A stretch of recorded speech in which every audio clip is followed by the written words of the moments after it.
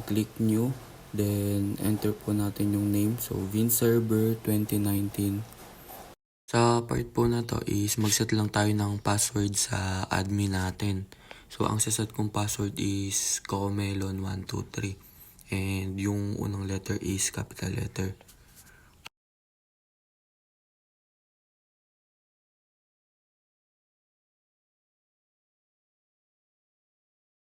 Dito nag-add lang po ng roles and features, so Active Directory, domain, services, then add features.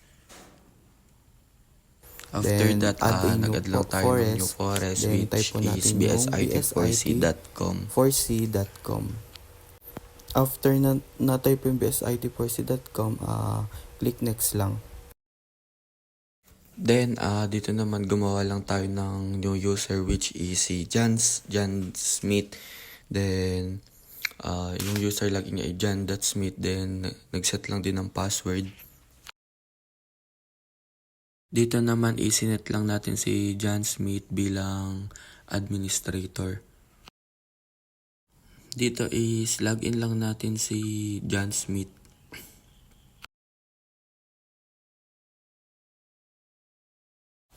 So, ayun, makikita natin si Jan Smith yung nakalagin. Dito, naglagay lang tayo ng IP address, then iniba yung computer's name, naging Vince, then sa domain natin, yung ginawa natin kanina, which is yung bsit4c.com.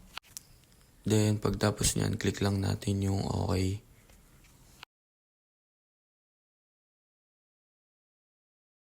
Dito is, enter lang natin yung username and password ng server natin.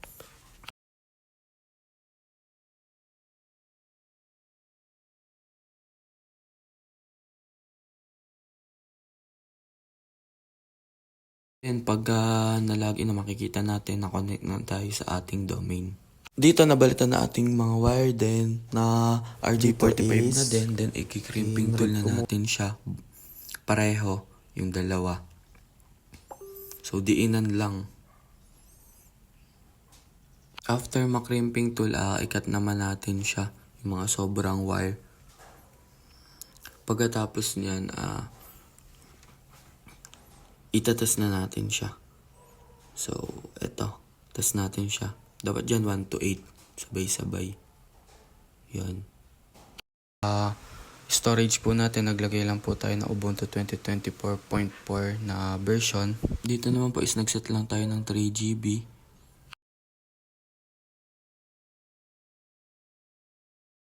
Then, click start lang para sa installation ng ating Ubuntu client.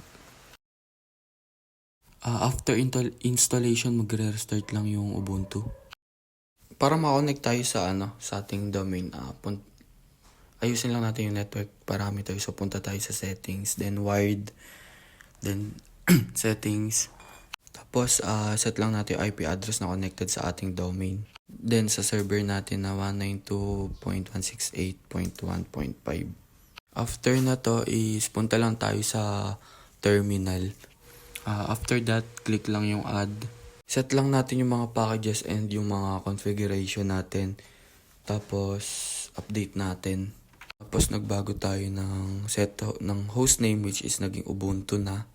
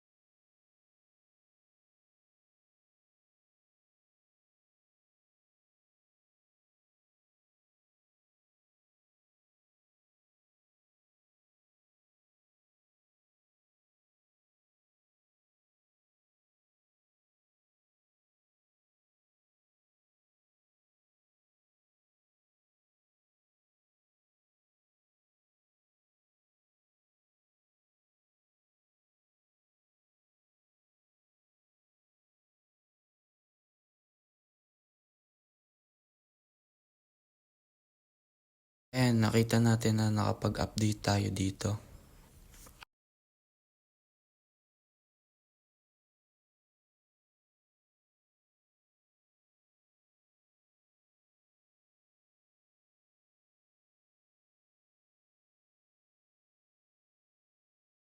Tas dito, dinouble check lang kung yung hostname is nagbago yung pangalan, which is yung Ubuntu. So ayun, makita natin Ubuntu.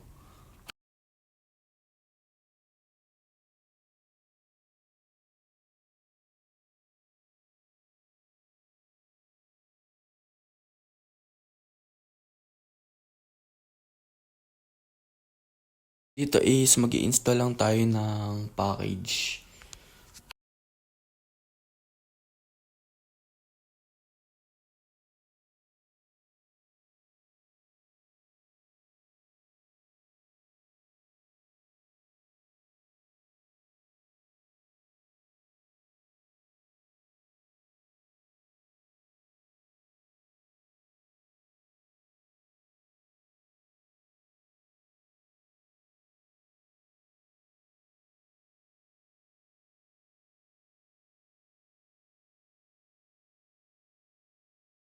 After that is discover lang natin yung domain natin, which is yung bsitforsy.com.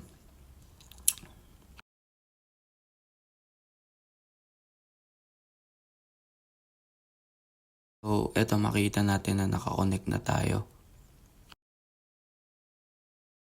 So, dito naman connect tayo sa admin natin, na user na sinet natin kanina, ginawa natin, si John.Smith.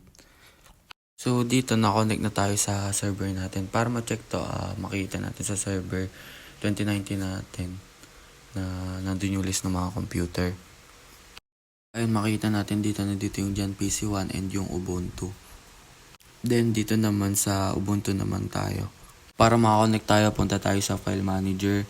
Then, type natin yung smb : then dalawang slash, then yung IP address natin na na ginamit natin sa server. So, lalabas dito username and password. Then, enter lang natin, fill up lang natin yun. Yung username and password. Which is yung Jan.Smith.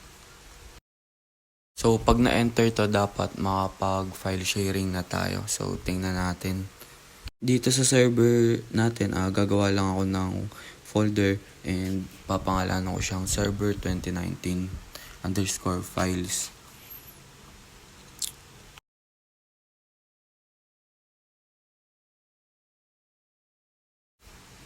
So, yun, makikita na sa Ubuntu. Ayan, nandyan yung server 2019 files. Pag naman sa Ubuntu tayo gumawa ng folder, makikita natin siya sa Windows 10.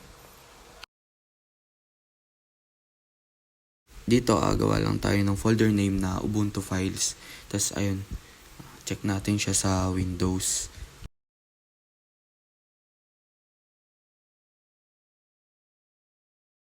So, ayun, makita natin nandito siya sa Windows, Ubuntu Files. Nag-create po tayo sa Windows 10 ng folder. Makikita natin yung folder na yun din sa server 2019 and sa Ubuntu natin na pangalan is Windows 10 Files. Windows 10 Files sa Ubuntu. So, ayun sir, that's the summary of activity 1 to 4. Thank you po.